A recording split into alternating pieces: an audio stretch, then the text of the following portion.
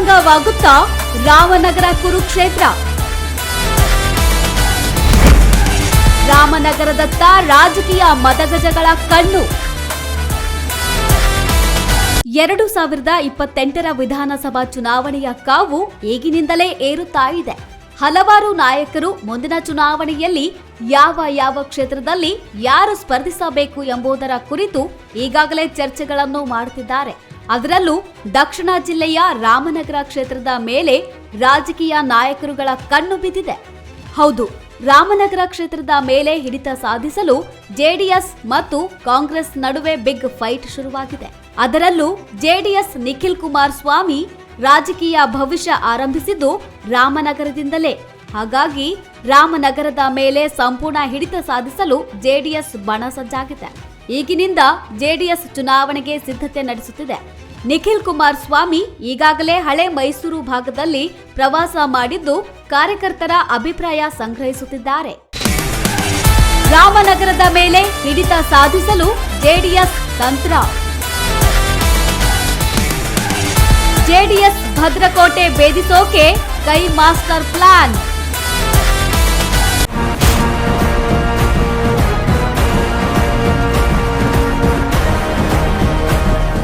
ರಾಮನಗರದ ಮೇಲೆ ಹಿಡಿತ ಸಾಧಿಸಲು ಜೆಡಿಎಸ್ ಒಂದು ಕಡೆ ಸಜ್ಜಾಗಿದ್ದರೆ, ಇನ್ನೊಂದು ಕಡೆ ಕಾಂಗ್ರೆಸ್ ನಾಯಕರು ಜೆಡಿಎಸ್ ಭದ್ರಕೋಟೆಯನ್ನು ಭೇದಿಸೋಕೆ ಬಿಡೋದಿಲ್ಲ ಎಂದು ಕುಳಿತಿದ್ದಾರೆ. ಈ ಬಾರಿ ರಾಮನಗರ ಕ್ಷೇತ್ರದಲ್ಲಿ ಕಾಂಗ್ರೆಸ್ ಹಿಡಿತ ಸಾಧಿಸುವ ಕುರಿತು ಡಿಕೆ ಸಹೋದರರು ಮಾಸ್ಟರ್ ಪ್ಲಾನ್ ರೂಪಿಸಿದ್ದಾರೆ. ಹೇಗಾದ್ರೂ ಮಾಡಿ ದಳಪತಿಗಳ ಭದ್ರಕೋಟೆಯಲ್ಲಿ ಕಾಂಗ್ರೆಸ್ ಬಾವುಟ ಹಾರಿಸೋ ಪಣ ತೊಟ್ಟಿದ್ದಾರೆ ಡಿಕೆ ಬ್ರದರ್ಸ್.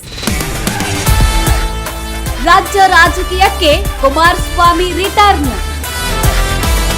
ವಿಧಾನಸಭಾ ಚುನಾವಣೆ ಡಿಕೆ ಸುರೇಶ್ ಎಂಟ್ರಿ. ಚುನಾವಣೆಯ ಬಿಸಿ ಏರುತ್ತಾ ಇದ್ದಂತೆ ರಾಜ್ಯ ರಾಜಕೀಯಕ್ಕೆ ಕುಮಾರಸ್ವಾಮಿ ಎಂಟ್ರಿಯಾಗೋ ಸುಳಿವು ಈಗಾಗಲೇ ನೀಡಿದ್ದಾರೆ. ಡ್ಯಾಡ್ ಈಸ್ ಹೋಮ್ ಅನ್ನೋ ಎಐ ರೀಲ್ ಮುಖಾಂತರ ವಿಪಕ್ಷಗಳಿಗೆ ಕೌಂಟರ್ ಕೊಟ್ಟಿದ್ದಾರೆ.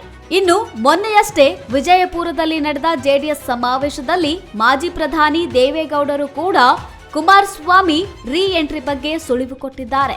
ಮೋದಿ ಮನಸ್ಸು ಮಾಡಿದ್ರೆ ಮುಖ್ಯಮಂತ್ರಿನೇ ಆಗ್ತಾರೆ ಅನ್ನೋ ಅಚ್ಚರಿ ಹೇಳಿಕೆ ನೀಡಿದ್ದಾರೆ.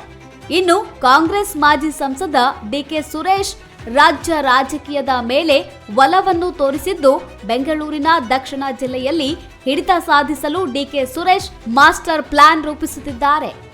ಇನ್ನು ಮುಂಬರುವ ವಿಧಾನಸಭಾ ಚುನಾವಣೆಗೆ ಕೇಂದ್ರ ಸಚಿವ ಕುಮಾರಸ್ವಾಮಿ ವಾಪಸ್ಸಾಗುವ ಸೂಚನೆ ಕೊಟ್ಟಿದ್ದಾರೆ.